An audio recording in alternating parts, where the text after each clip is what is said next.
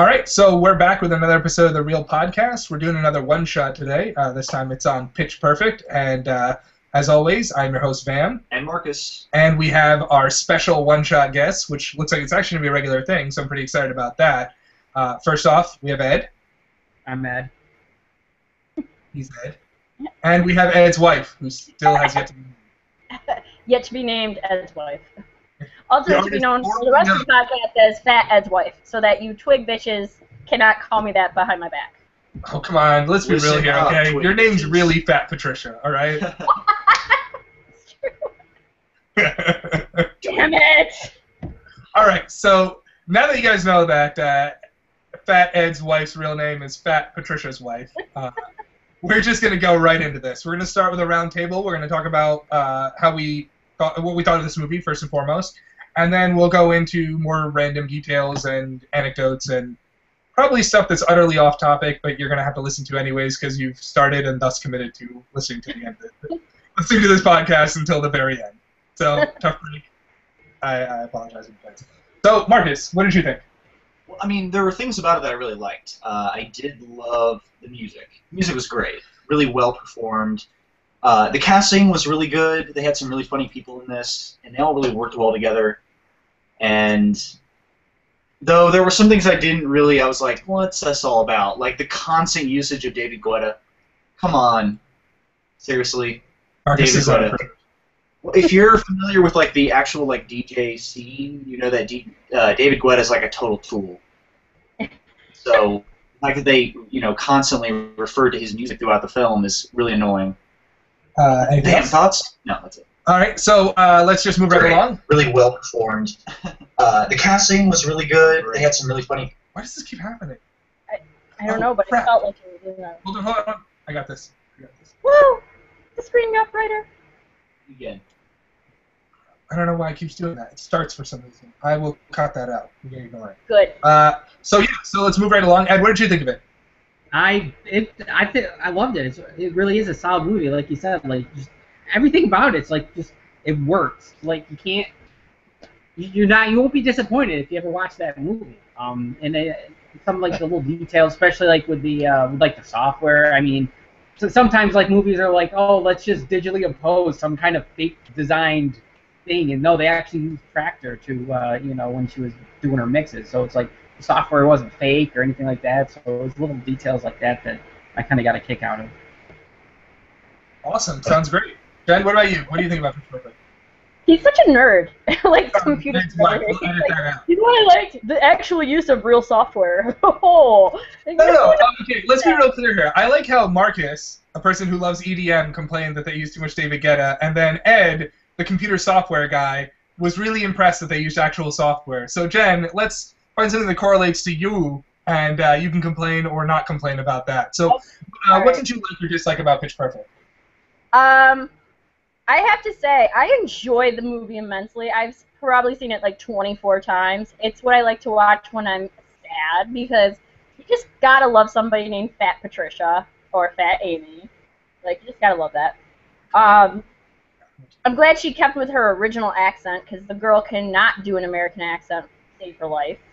If you've not seen her on her own sitcom, Rebel Wilson, not so great with the American accent. What is that sitcom? Super Fun Night? Yeah. She has an American accent, and she really just does not. They should have just kept it. Just kept her Australian or something. Yeah, some people just cannot do accents. It's very disappointing. Well, and I've seen her in interviews where she said that she bases her American accent on Honey Boo Boo, and I really think if you're going to take a microcosm of the United States, maybe not base it on somebody who uses the word redneckinize. All right, that's a fair point. That's very fair. Saying if you're going to base your knowledge of the American slang, let's, maybe, I don't know, even just take in The View or something. Watch The View on a regular basis, or The Today Show. Normalize yourself. I respect that. That's a very good point. Do not watch Honey Boo Boo. I love the song Cups, which originally wasn't in the movie, I guess. They just kind of wrote that in as, like, random, like, this girl's supposed to be, like, so off of mainstream, yet she's using entirely mainstream music the entire time, such as David Guetta, who's apparently a Tool. Oh no! You heard it first at the Real Podcast. Total. I mean, I agree with all of the things that you guys said. I really enjoyed the use of Real Software. I mean, I know that Marcus had commented when he watched it that he thought that it was a little silly that she was DJing with just that little thing because it's not really easy to DJ with just that. And at one point, she wasn't really DJing. She was just mixing. She wasn't really doing any DJing. She was just making mixes. well, what I mean to say is, like, at one point we see her mashing up Titanium with 500 Miles, and she's not even doing it with equipment. Like, she's literally sitting on the lawn just mixing with the software. She's doing it with her computer only. But like real DJs do it on like tables. Right. I mean, but that's like her thing, I guess, is supposed to be that she mashes stuff up. Like, that's her gimmick. And that's what makes her, like, a music person. That she's able to, like... It does tie into the story. Right. She was able to combine songs in their performances. Right. No, definitely. And the word is mash. It all comes together. No, I know. Before I get into what I thought of the film, I wanted to talk about one thing real quick that Marcus told me to comment on, which is that you mentioned that you watch it when you're sad because it makes you happy, and I had mentioned to Marcus when we watched it, I think 2 days ago, right? We watched it 2 days ago?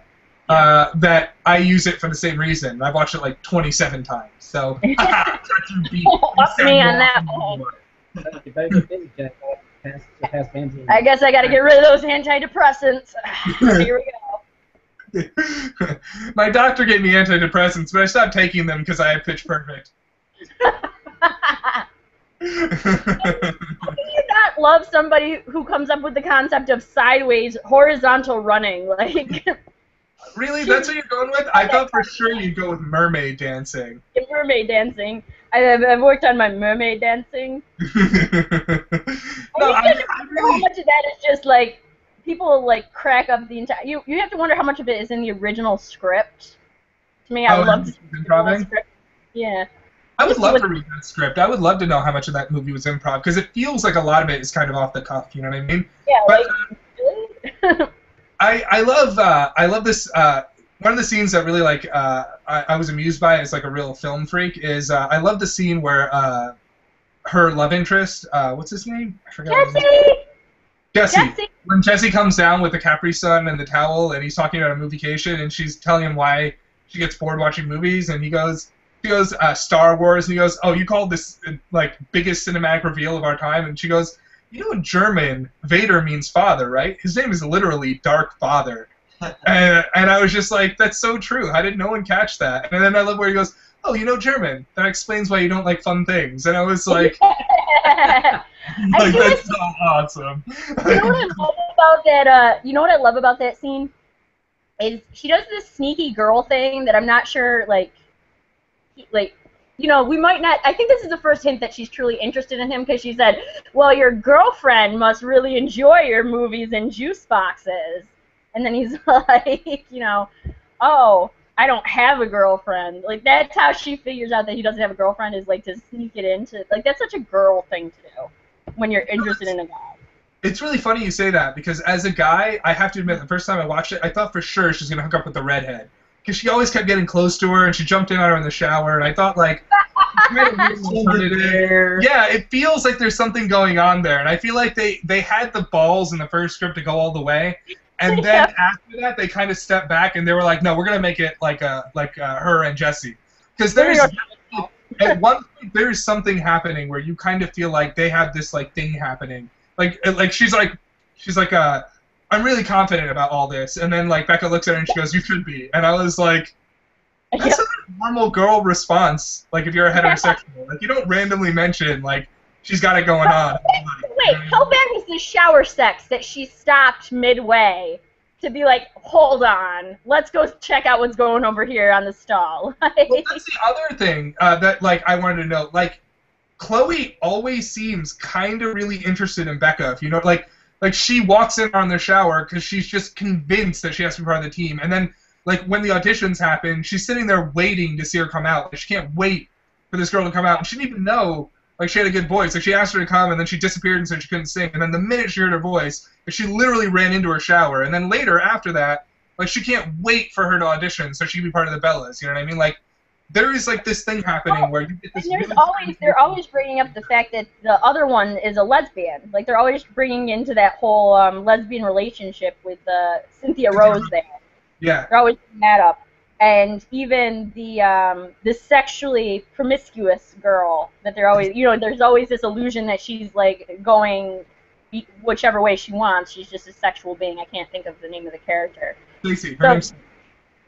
So there is, of course, you remember that character. Can't remember Jesse's name, but I talked about the girl that has these sexually charged dance moves and, Hey, in my defense, I knew the background girls' names too.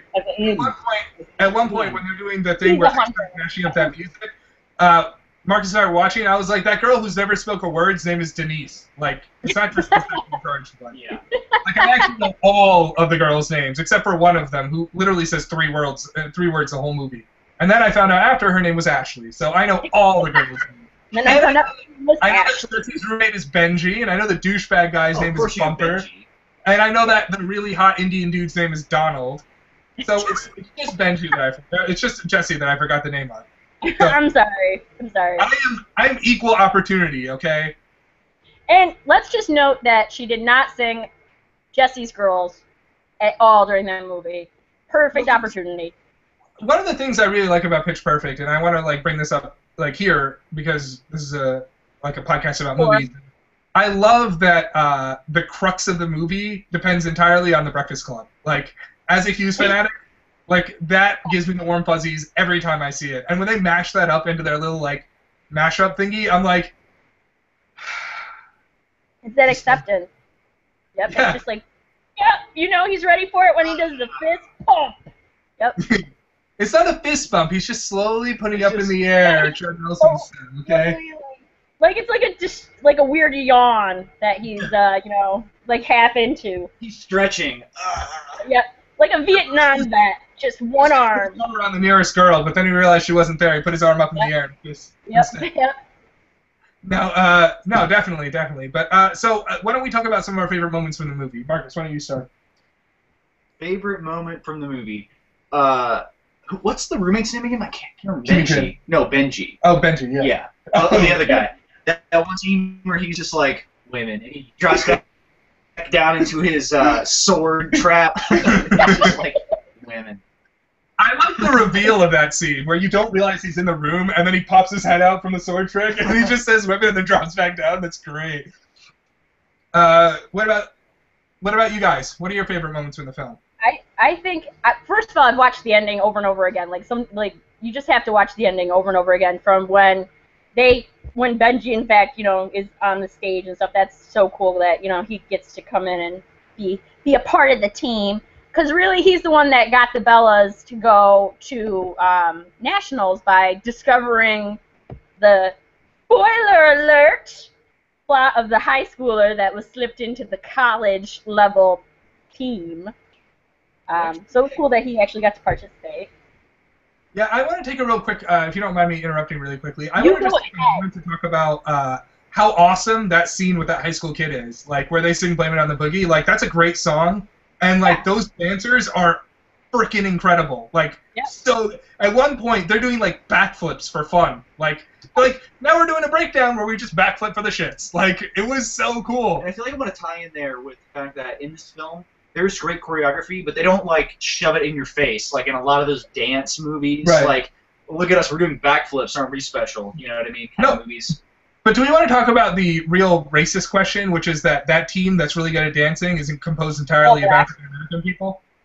Yeah. And they're all amazing dancers. Like, at one point, those black girls just slide into frame like they're stealing second, dude. It's ridiculous. Yep. Like, hey, can we also discuss at some point how this is a college that has, what, four different color groups? Yeah. Okay. Yet, the dad is upset that Bella, or not, Becca. God. What? Becca. Yeah. You don't know the main character's name and you give me crap about Jesse? Seriously?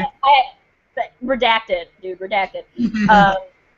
How Becca is like, you don't want to be a DJ. You want to be, what, an anthro professor? Isn't that what you are, you douchebag? Like, come on. Professor. Yeah. And that, even further point, as an English major, I can say that. English professors, douchey. Pretty much all you can do if you're majoring in English.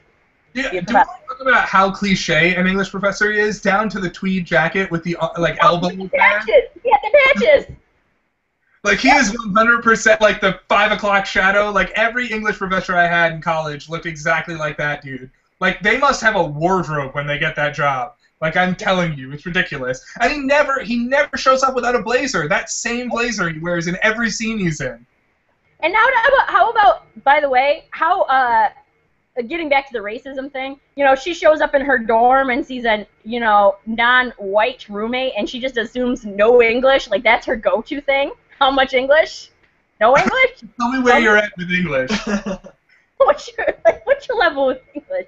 Like, way to think outside the white bread box there. Well, she just stares at her, and I think that also has something to do with Kimmy Jin, like, who's like the most antagonistic character on the planet. Like there is a point where like she is a bitch to Becca, and like even her friends look at her like, was that really warranted? You know what I mean? Like, the white girls here. Yeah. Even the friends were like awkward. Yeah, like they were really uncomfortable with that.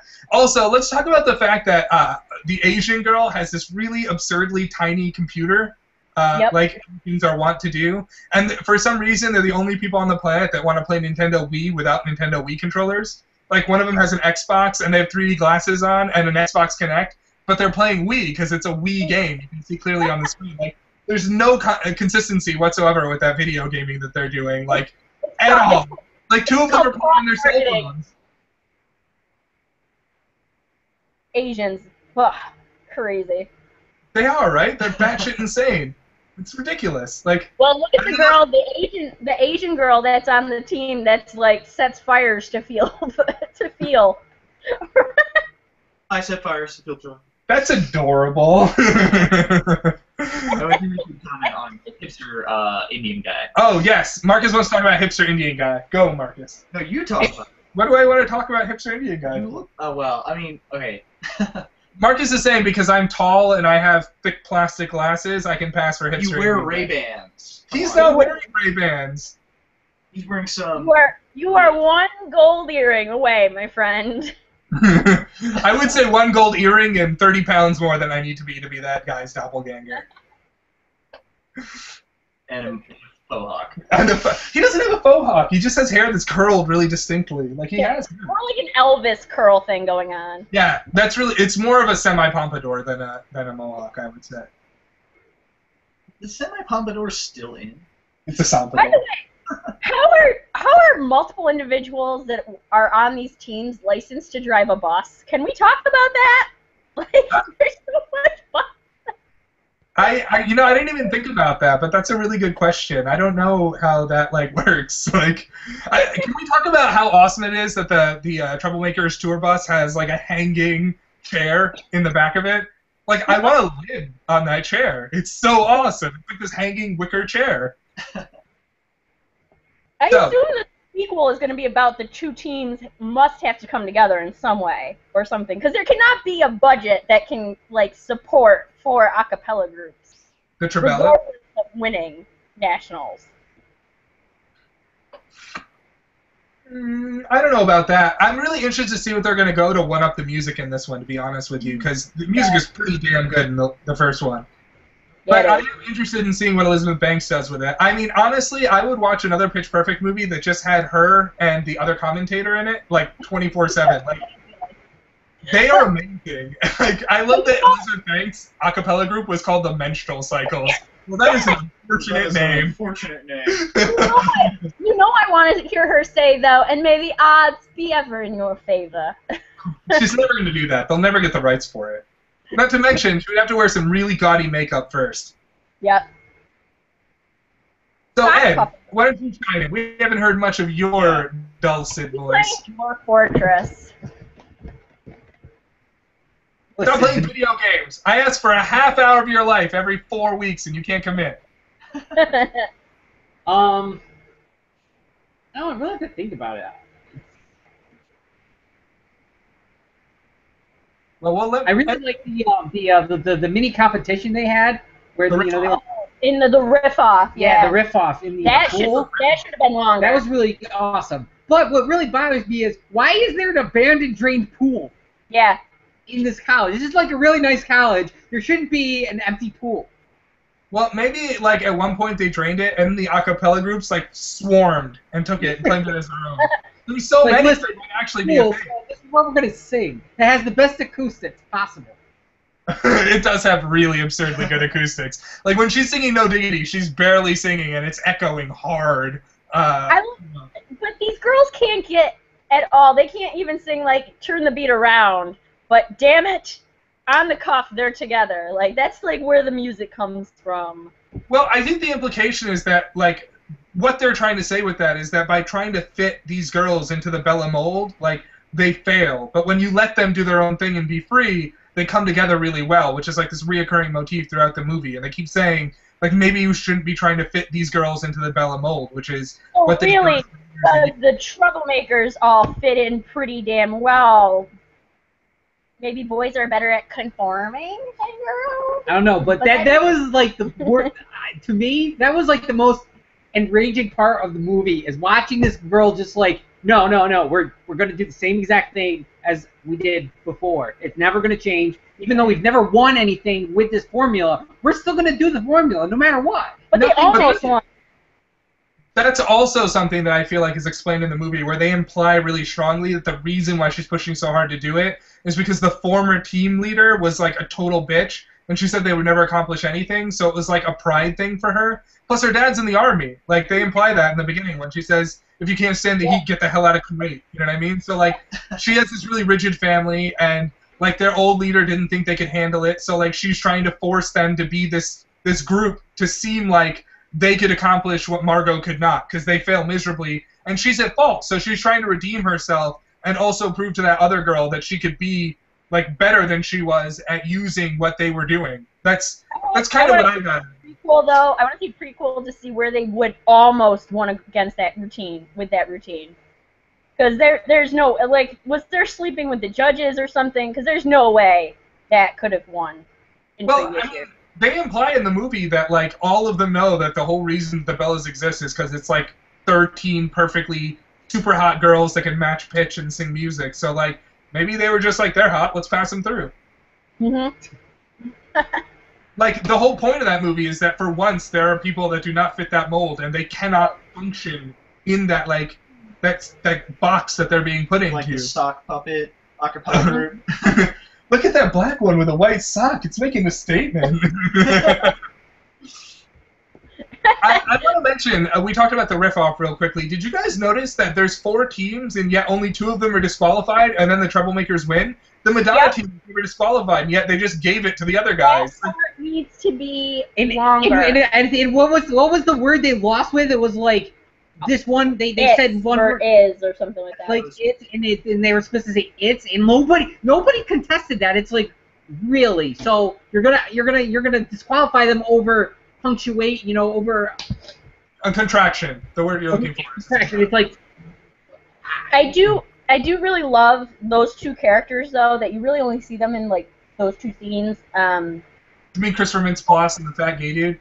Yes, yeah. Where they're talking about, he's like, this isn't like your high school music groups. We're not going to talk about our feelings and dance about our sexuality. Sing it.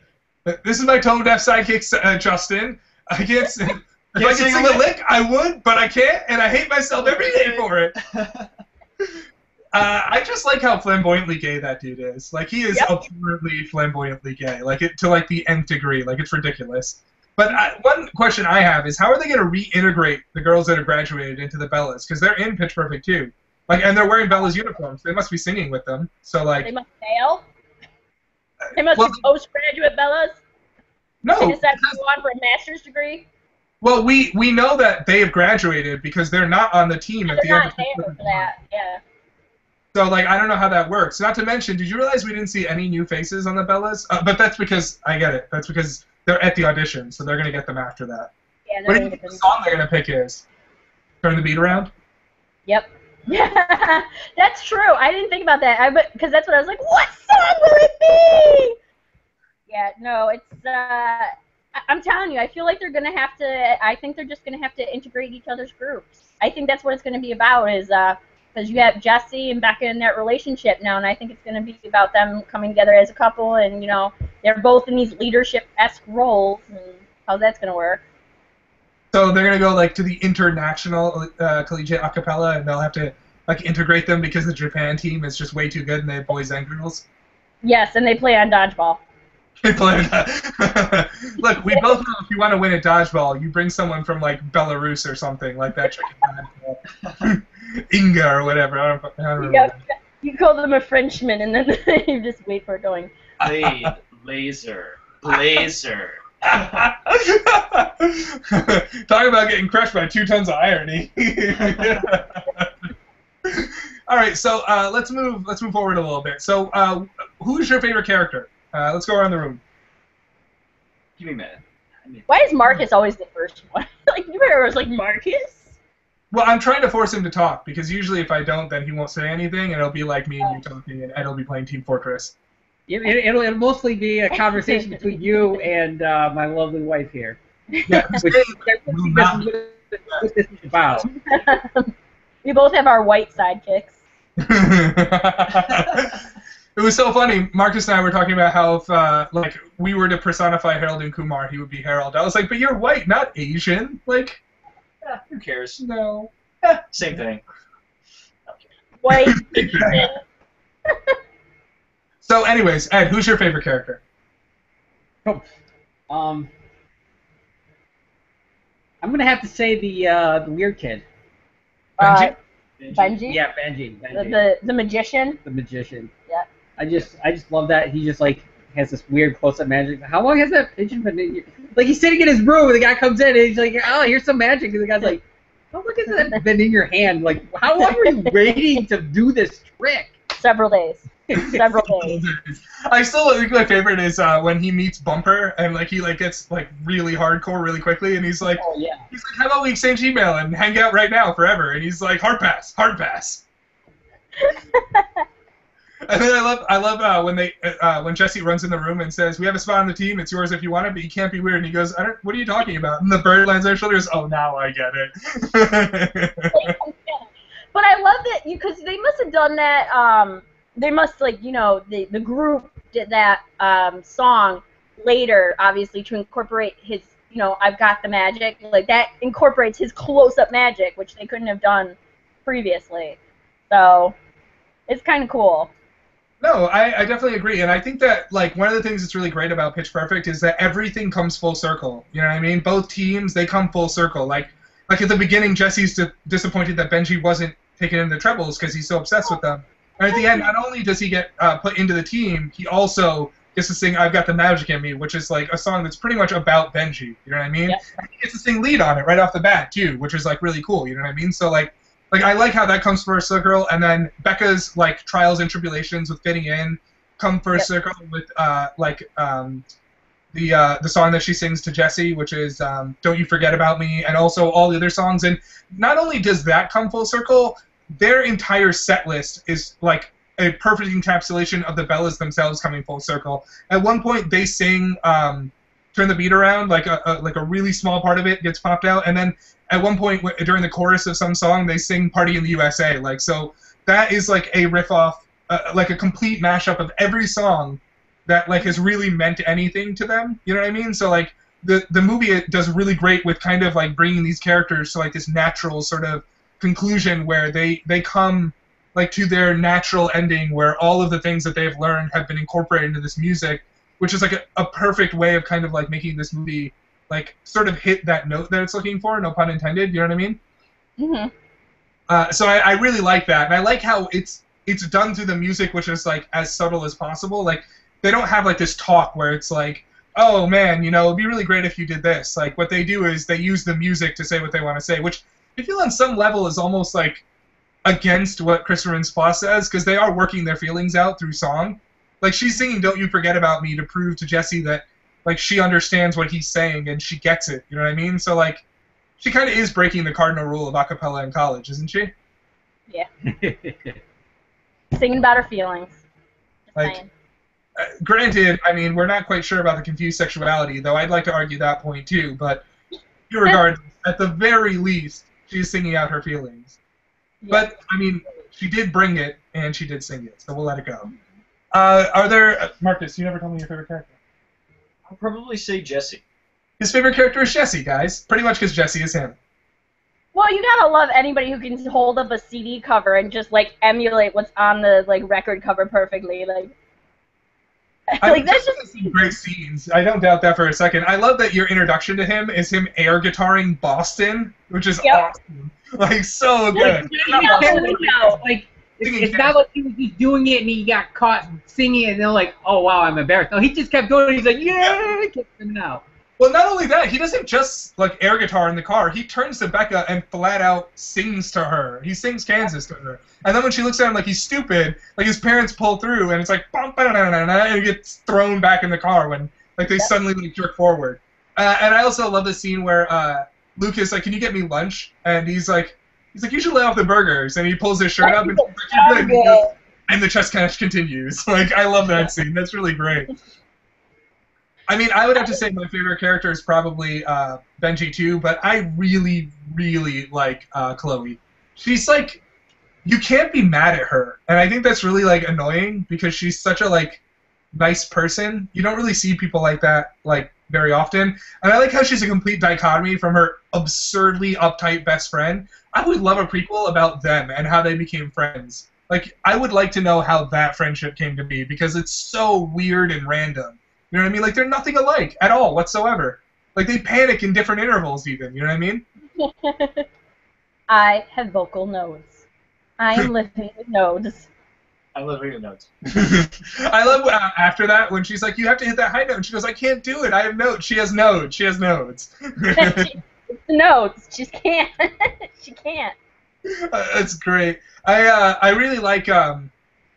one of the scenes that I feel like is really like underplayed that I really enjoy is I like the scene where after their initiation they go to Hood Night or like Aka Initiation Night or something, and there's so many amazing scenes that like you just get little snippets of that I wish that like were fleshed out more in like the deleted scenes or something. Like I love that Chloe says this Shinju needs her jiggle juice and Becca responds, make good choices. And I love when you see Jesse for the first time. He's like, Becca! Like, I would totally do that if I had a friend named Becca. I'd be like, Becca! Like, it's so great. I love that Donald and Bumper are just sitting in a corner drinking beer and postulating. Bumper! Just sitting in the corner. Bumper and Donald, come on, baby Bubba. Like, it's so great. Like, he's so smooth. And he's sitting there with Bumper, who's like the biggest dick ever. And I love Bumper and Fat Patricia's relationship. That's what I was going to say. I think that's the best. Those two characters need to be seen more together just because that's like, she just says things like, I once thought about trying crystal meth too, but then I decided, nah. Like, No, probably should. No, what happens is Bumper goes, I had this feeling that we should kiss. Is that a good feeling? And she goes, well, I sometimes have the feeling that I could do crystal meth, but then I think, better not. Like, it's so great. It is. It's just this amazing moment. Like, she's just, but yet she has his phone number. She has his phone number, which is referenced later. I thought the implication was that they were secretly hooking up. Like, I thought... No, see, I don't know if that's the implication, or if that's just they have each other. Like, I don't understand that. Like, I thought the implication was that they were hooking up, but who throws a burrito at a girl you're hooking up with?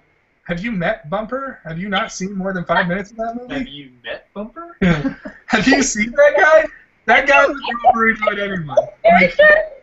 He would throw a burrito at his mother while he was passing on the bus. He's a dick. You got a big burrito behind your ear. Leave it. It fuels my anger.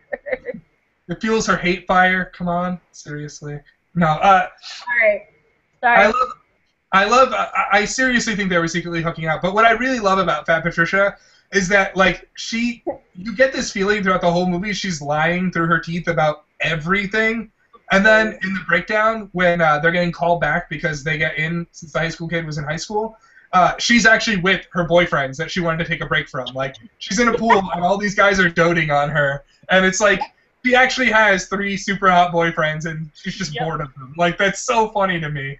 And then it makes you wonder how much more of what she's saying is, like, true. Because at one point she says that she wrestled crocodiles and dingoes simultaneously, and you're just like, that's ridiculous. But then she has 3 super hot guys that are boyfriends for some weird ass reason. Maybe she did wrestle. If I looked at the pool, she has to be like super, super rich.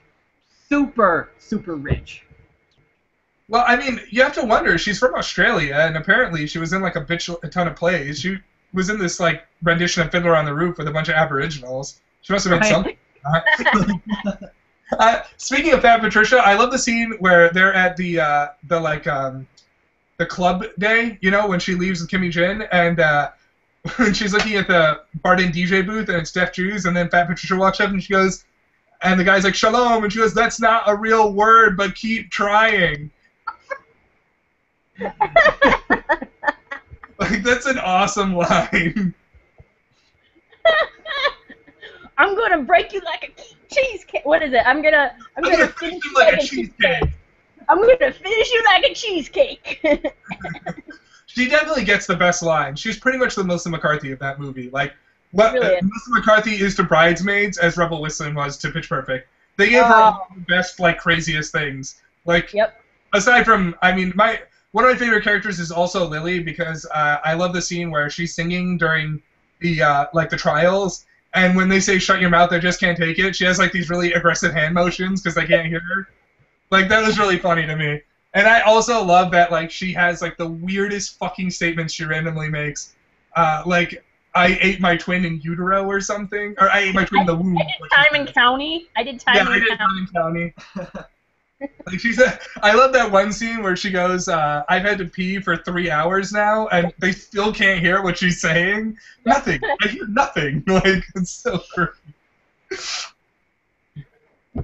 But she's the one who makes the coolest vocal noises, because she's the one who can manipulate her mouth to make all those really neat noises.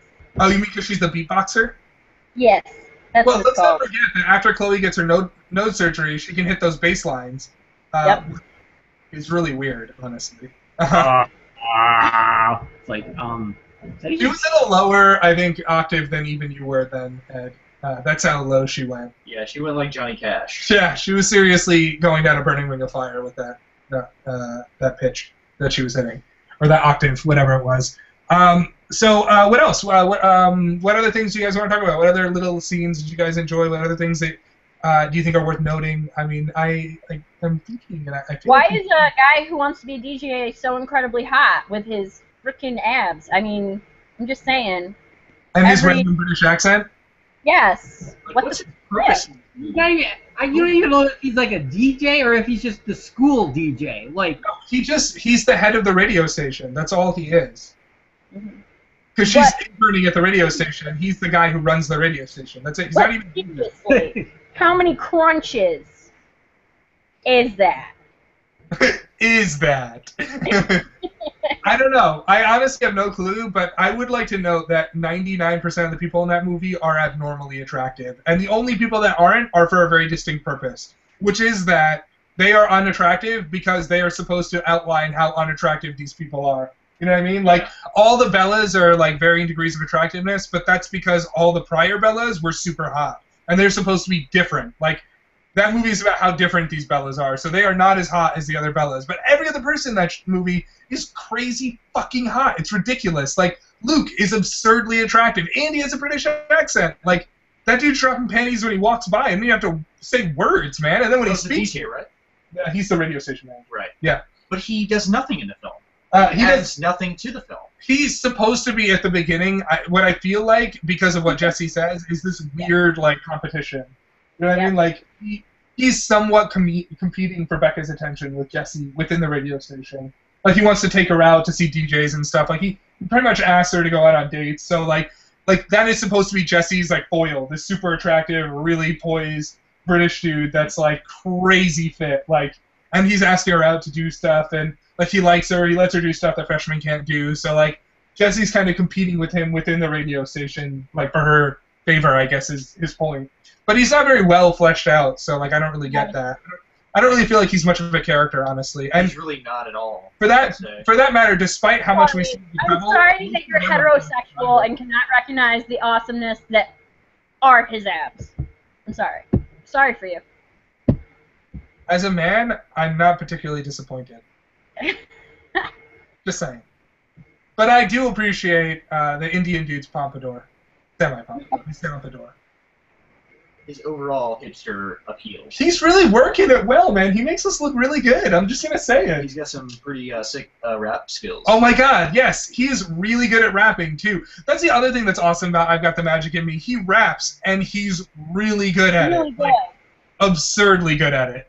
It really does. This movie makes me want to find out where a cappella collegiate competitions go on, just so I could like be in the audience and see how if the awesomeness is in fact a reality. Speaking of that, thank you for bringing that up, because that's another thing I wanted to point out. When Marcus and I were watching it last time, we noticed that Benji had a treble maker foam finger. Did you notice that? It was the treble maker foams and had a musical note. Like, they make their own foam fingers, and he somehow was able to purchase one so he could rep them in the audience. You don't know that he didn't make them himself. Yeah, because everyone can make foam fingers with, like, paint on them. He's magic, Vamsy! He's magic! Had a music note on it. No, that was professionally done, okay? It's not like he was 3D printing foam fingers or some shit, man. Like, that was a real... Like, they were selling treble maker foam fingers. That was a thing.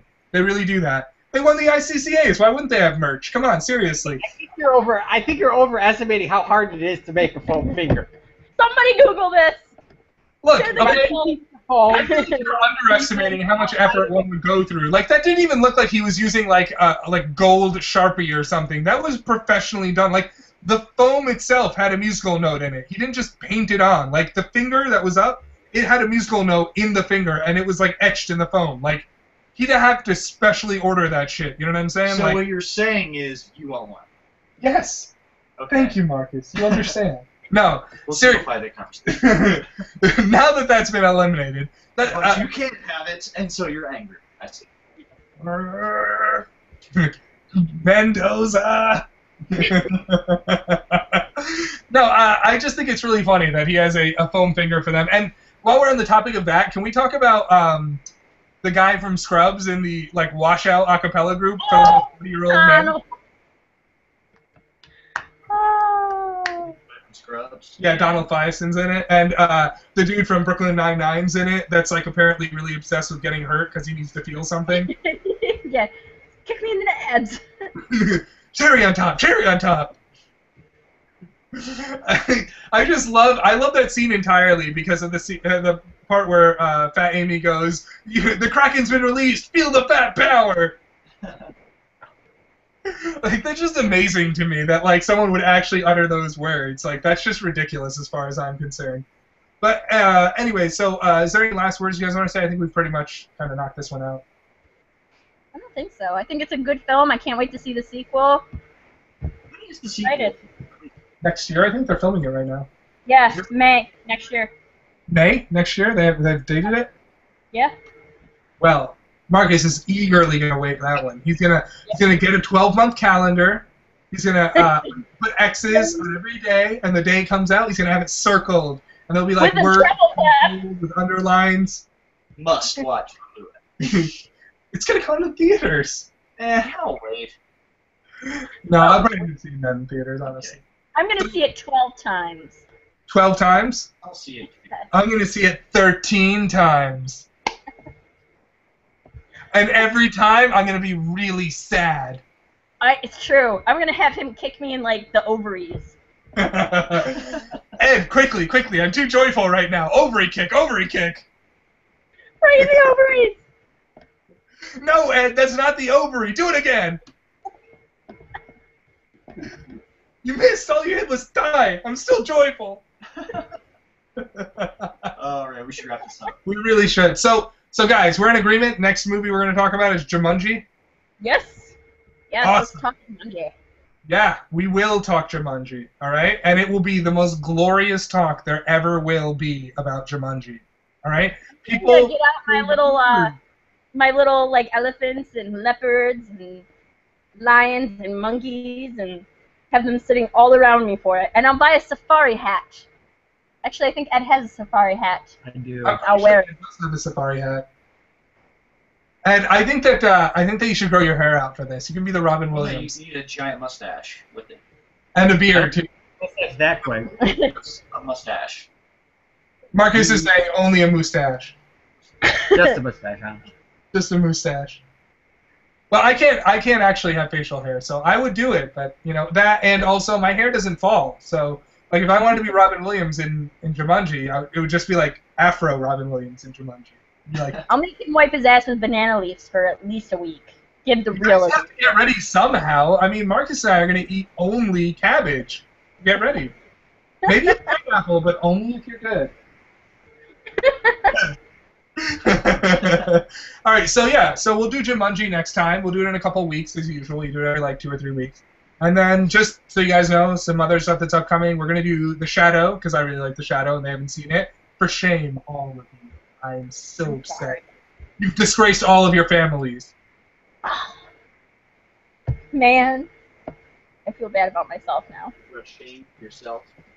You've disgraced me and you've disgraced your family. Ed's wife. And then after that, we will do Sabrina. That was what we agreed on, right, Sabrina? Yes. Or maybe we'll just do all the Hepburns. We'll just have a Hepburn face-off. Marathon, yeah. Shotgun Hepburns, guys. We're going to do them all. Boom. One right after the other. Sabrina! Driving Miss Daisy. That's not a Hepburn.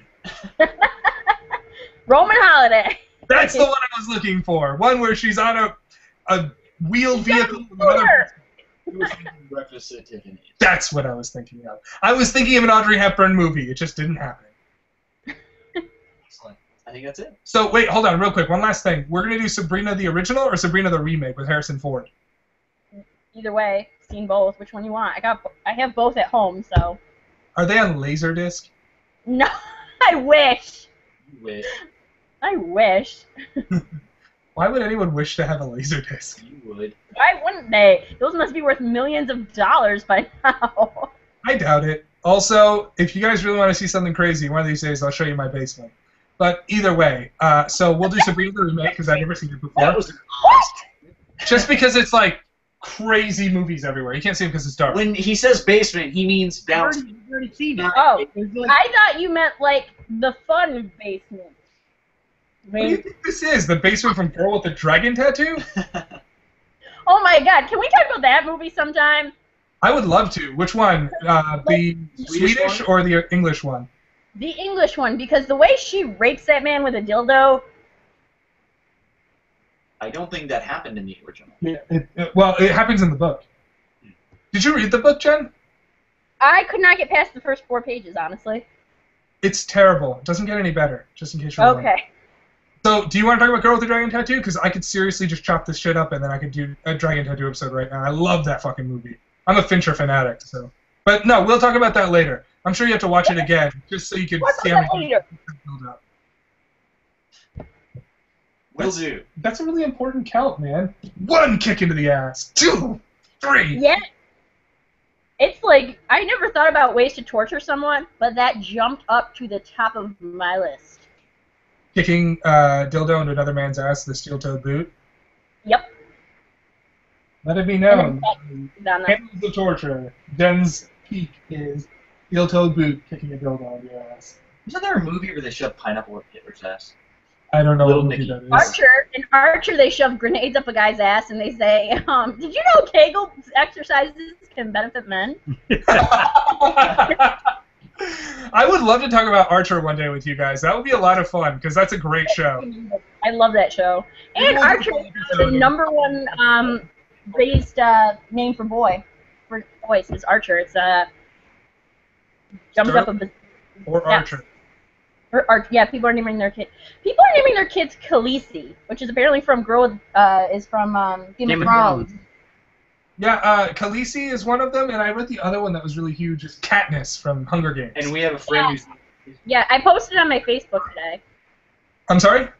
I posted it on my Facebook today. Somebody on BuzzFeed did a whole So thing if people on are naming their kids Archer, could we do Sterling? Because that's his first name. it. No. You should do Abelard. You should Abelard. you should be like, my son's a huge fan of cock, and his name is Cyril Diggins. Diggins. Yes. Conway Stern. He's a diversity double whammy. Conway Stern Ben. That's actually not a bad name. That sounds pretty good. Mr. Conway Twitty. I don't get Conway Twitty. That doesn't make sense to me as a thing. No one gets it except for people on Family Guy, apparently. That's where I heard about Conway Twitty, and I was like, one, I don't want to watch this guy sing for 9 minutes. That's fucking stupid. And they have to put that in there for, I don't know. They didn't have enough jokes they could throw in that day. Not enough filler. Not enough filler. Not enough cutbacks. The manatees weren't working that day. They were like, hey, we've got 3 minutes of actual stuff. Okay, just throw in a bunch of Conway Twitty singing. 3 minutes, let's go. It's a go. I swear, those guys get lazier every fucking year, those Family Guy dudes. I was watching American Dad, I was like, even this is terrible now. It doesn't even have a plot line. Shit just happens. It's terrible. I hate it. I hate you for bringing it up. They have the same plot line over and over again. Steve has almost lost his virginity like 5 times. Twice, I think, to Stan. Did you guys see the episode of American Dad where Stan and Roger like mentally bond and then go on like this honeymoon show? Yep. By having gay sex. They have gay sex and they mentally bond. That was a really weird episode. That was definitely interesting. This has taken a real turn for the worse, guys. No, I'm gonna chop all. Pasta, please. We're not done. But I want pasta. Wait, we are done. What are you talking about? You guys can leave. You're not compelled to stay. Okay. Let's do an outro. Yes, let's do an outro. I'll chop all this nonsense out and let's do an outro. Guys, let's see if we can harmonize and sing in perfect pitch for the end. Oh, God. It's so funny because the last couple of days I've been listening to rock and roll while I make the hookah, so I keep singing like Austin and Queen and stuff.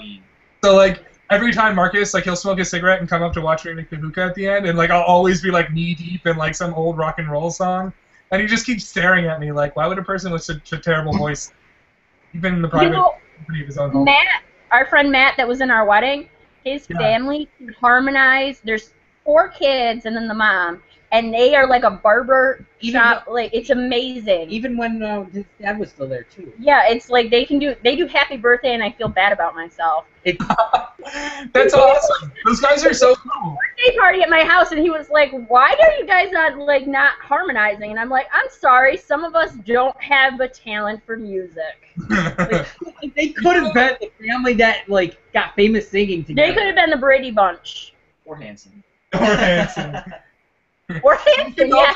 Be like, hey, can your kid sing Bop? You should make your kid sing Bop. And then they should disband and never be heard from again. Yep. I don't think you can disband if you're related. Oh, we should wrap this up. Yeah, so we're going to let you guys go. We have dinner to eat as well, and I think Marcus has a life to get to. So. Wow, you have a life? What's that like?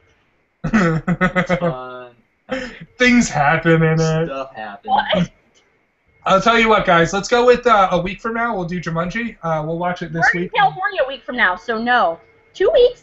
2 weeks. Sure. All right, 2 weeks sounds good. We'll hit you up with a day that's good for us when we find out a little bit more about our schedules because it rotates a little bit, and I'm going to start working soon, so I'll let you know. Someone should text me when you guys get back from California, and we'll set something up, okay?